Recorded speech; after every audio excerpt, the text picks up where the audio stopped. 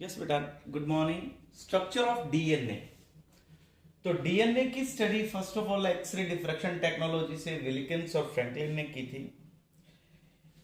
इनकी स्टडी की हेल्प से फिर वेटसन, क्रिक और विल्किंस ने 1953 में एक डबल हेलिक्स मॉडल दिया था। इन्होंने double helix model of DNA. अब बेटा, इस मॉडल के लिए इन तीनों को, वेटसन, क्रिक और विल्किंस को 1962 में नोबेल अवार्ड भी दिया। अब जो डीएनए का मॉडल है उसमें दो स्ट्रैंड होते हैं बेटा। जैसे आपने लोअर क्लासेस में इसके मॉडल को देखा होगा, तो वहां इसका मॉडल हम यूं बना देते थे, ऐसे। तो ये डबल हेलिकल स्ट्रक्चर हो गया। इसके बीच में यूं लाइनिंग करते थे बेटा। ये क्या है? ये नाइट्रोजनस बेस पेयर्स होते हैं इसके बीच में, लाइक दिस, ऐसे। तो डीएनए आप जानते हैं कि इसमें तीन कंपोनेंट हैं। एक तो इसमें होती है बेटा डीऑक्सी राइबो शुगर, एक इसमें होती है बेटा नाइट्रोजनस बेसिस, नाइट्रोजन बेसिस ये होते हैं, और एक इसमें होता है बेटा फॉस्फेट। ये तीन चीजें होती हैं। ये तीनों मिलकर के क्या बनाएंगे? न्यूक्लियोटाइड्स बनाएंगे, और फिर पॉलीन्यूक्लियोटाइड का ये मॉडल बनता है। तो डीएनए के मॉडल में जो दोनों स्ट्रैंड होते हैं, ये दोनों स्ट्रैंड एंटी पैरेलल होते हैं बेटा। एक तो ये याद रखना आपने, जैसे ये स्ट्रैंड ए है, ये बी है, बोथ आर एंटी पैरेलल। इन दोनों स्ट्रैंड को एंटी पैरेलल क्यों कहते हैं? क्योंकि इसमें 5 to 3 चलती है और एक में 3 to 5 चलती है। अब ये 3 to 5, 5 to 3 ये है क्या? तो ये अभी मैं एक्सप्लेन करूंगा बेटा आपको। इस मॉडल में इन दोनों स्ट्रैंड्स का, इनको अगर आप अलग कर दें, जैसे बेटा ये हेलिकल स्ट्रक्चर और हमने इन दोनों को अलग कर दिया, लेट ये दोनों स्ट्रैंड यूं अलग अलग आ गए, ये स्ट्रैंड ए, ये स्ट्रैंड बी। इन दोनों में क्या है? ये कैसे स्ट्रक्चर से बने हुए हैं? इनमें क्या क्या है? तो इनमें होती है बेटा शुगर फॉस्फेट बैकबोन होती है इसमें, इन दोनों में, और बीच में यहां नाइट्रोजनस बेसिस जुड़े हुए होते हैं। तो देखो बच्चे, जैसे मान लो मैं फर्स्ट चेन ए स्ट्रैंड को ड्रॉ कर रहा हूं, तो इसमें यहां पे ये पेंटोज शुगर है, ये शुगर है। इसका ये 5th कार्बन है बेटा, CH2OH। इसके 3rd कार्बन के साथ ये फॉस्फेट जुड़ा हुआ है, फिर ये फॉस्फेट आगे ये 5th के साथ जुड़ गया, इसके 5th कार्बन के साथ, फिर बेटा ये 3rd, फिर फॉस्फेट, फिर शुगर, फिर फॉस्फेट, और ये फिर शुगर के साथ। ये इसका 3rd फिर खाली पड़ेगा, क्योंकि लास्ट कहीं ना कहीं जाके तो डीएनए एंड होगा ही। हम मान लेते हैं कि शुगर पे एंड हो रहा है, तो इस शुगर का ये देखो, ये 3rd कार्बन खाली है और इसका 5th खाली है, देखो। तो दैट्स वाई ये कैसा हो जाएगा? 5 to 3 ये हो जाएगा। इसके ऑपोजिट जो है वो यहां से शुरू करनी है आपने, बस इसका रिवर्स बना देंगे। 5 कार्बन, इसका CH2OH यानी 5th खाली है, इसके 3rd के साथ ये फॉस्फोरस,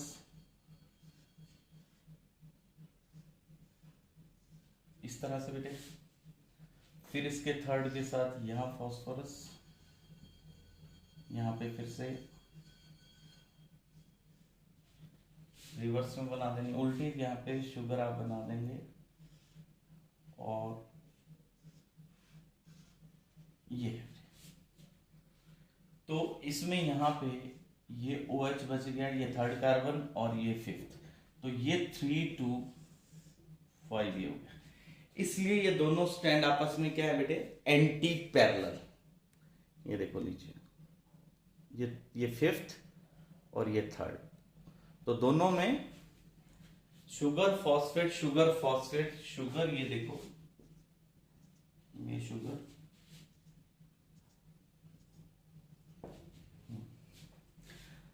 अब जो ये इसका फर्स्ट कार्बन है शुगर का, इसके फर्स्ट कार्बन के साथ यहां नाइट्रोजनस बेस जुड़ा हुआ होता है, यहां नाइट्रोजनस बेस है, मान लीजिए ये एडेनिन है,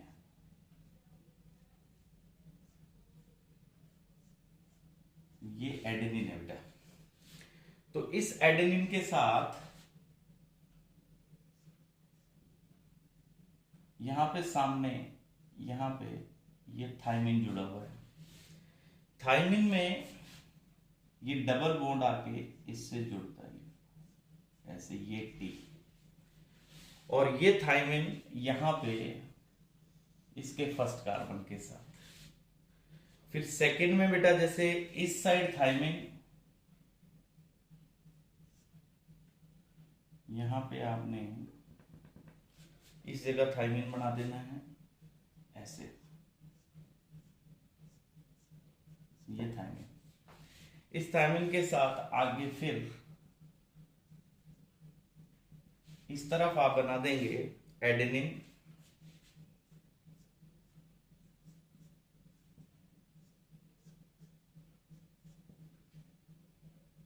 इसको इसके फर्स्ट कार्बन से जोड़ देंगे, फिर आगे जैसे है एक साइड है बेटा गुआनिन,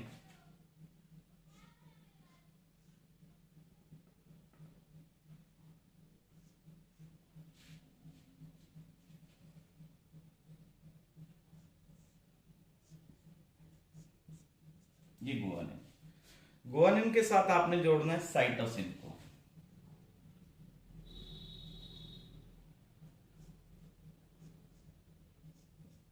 ये ट्रिपल बॉन्ड बनाता है बेटा, एडेनिन और थायमिन डबल बॉन्ड, और गुआनिन और साइटोसिन, मैंने कहा ना गवर्नमेंट कॉलेज याद रखिएगा, GC government college double bond. इसके बाद बेटे यहां लास्ट में आप फिर से इस साइड यहां पे साइटोसिन बना दीजिए, ये C, और इसके सामने आपने गुआनिन बना देना है, ये G के साथ अटैच्ड,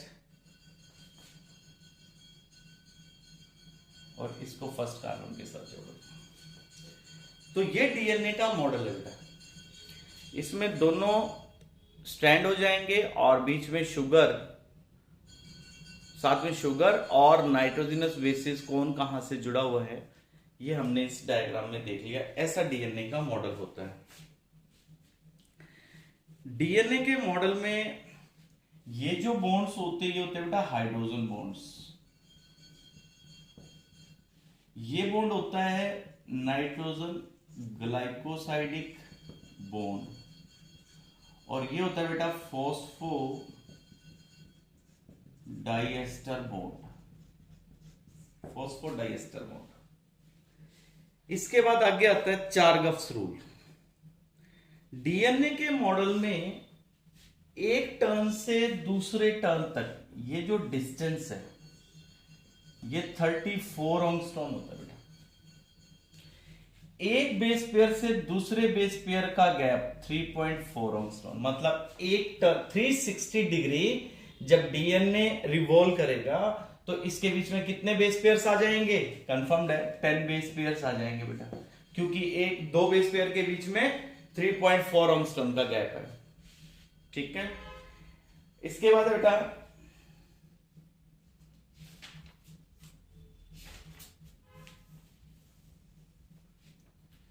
इसकी जो डायामीटर है ये रहता है 20 एंगस्ट्रॉम का, डीएनए के दोनों स्ट्रैंड के बीच का gap 20 angstrom.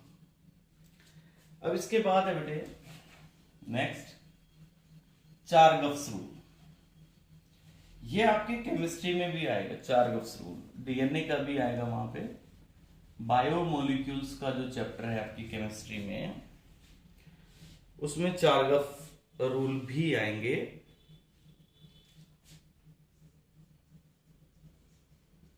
चार्गफ rules. Double stranded DNA में amount of purine nucleotides equal to the amount of pyrimidine nucleotides. याद रखिएगा, in double stranded DNA amount of purine nucleotides equal to amount of pyrimidines nucleotides equal होंगे। यानी आप कह सकते हो purines equal to pyrimidines. Purine कौन कौन से हैं? Adenine, guanine equal to cytosine plus thymine, pyrimidines के बराबर है बेटे डबल स्ट्रैंडेड डीएनए में। इसके बाद बेटा हम ऐसा कह सकते हैं कि A plus G divided by T plus C is equal to 1। ठीक है जी। और बेस रेशो जो है किसी भी स्पीसीज के अंदर कोई भी डीएनए को आइडेंटिफाई करना हो तो उसकी ratio A plus T divided by G plus C constant रहती है for given species. Constant for given species.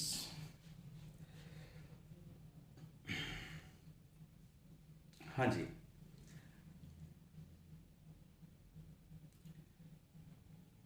इसके बाद बेटा यूकैरियोटिक डीएनए में, in a DNA if A plus T is more than G plus C, अगर किसी डीएनए में आपको ये रेशो की एडेनिन प्लस थाइमिन का रेशो ज्यादा हो गुआनिन प्लस साइटोसिन से, तो इसको कहते हैं AT type DNA. It's called as AT type DNA. और इसमें बेस रेशो मोर देन 1 होती है।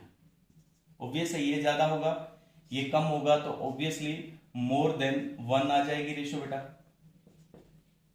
मींस A प्लस टी अगर ज्यादा है, G प्लस C कम है, तो A प्लस टी ज्यादा होंगे तो रेशो 1 से अबव आएगी। तो इसमें बेस रेशो ये होती है बेटा base ratio. Base ratio more than 1, ऐसा डीएनए कौन सा होता है? एटी डीएनए होता है बेटा। ऐसा किन में मिलता है? यूकैरियोटिक डीएनए में।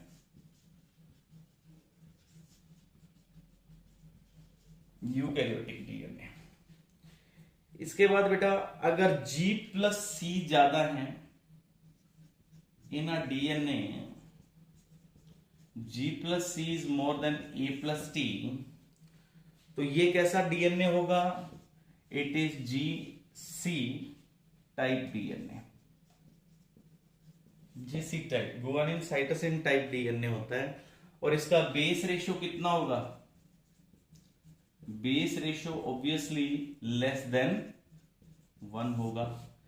ऐसा डीएनए किसके पास मिलता है? एग्जाम्पल प्रोकैरियोटिक का डीएनए GC बेस्ड होता है बेटे।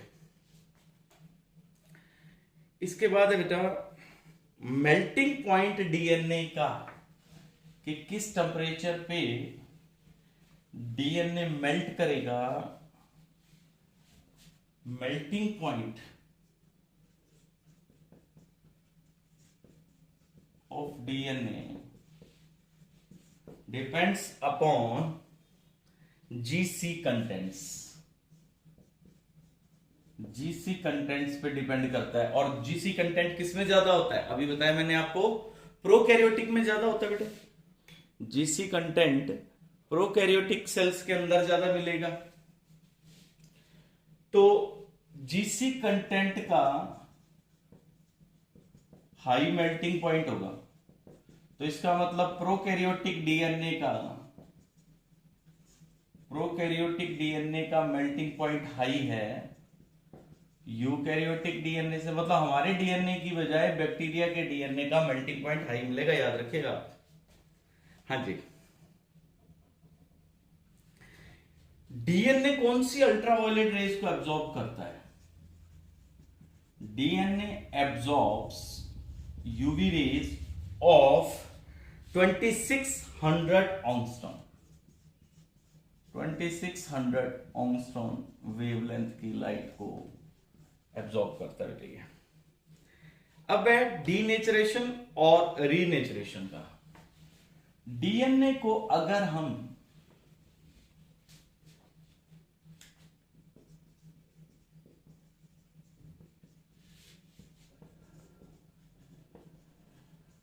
बहुत ही छोटा सा टॉपिक है बेटा। If you expose the DNA to the temperature of 80 degree to 90 degree, अगर मान लो आपने डीएनए को 80 से 90 डिग्री के ऊपर एक्सपोज किया है, तो डीएनए जो पहले ऐसा डबल स्ट्रैंड था, ये दोनों स्ट्रैंड अलग अलग हो जाएंगे, सेपरेटेड, दोनों स्ट्रैंड अलग अलग हो जाएंगे। इसको कहते हैं बेटा डीनेचराइजेशन। फिर आप लो टेम्परेचर करते हैं, लो टेम्परेचर पे वापस डीएनए कॉइल कर जाएगा, इसको क्या कहेंगे? रीनेचरेशन।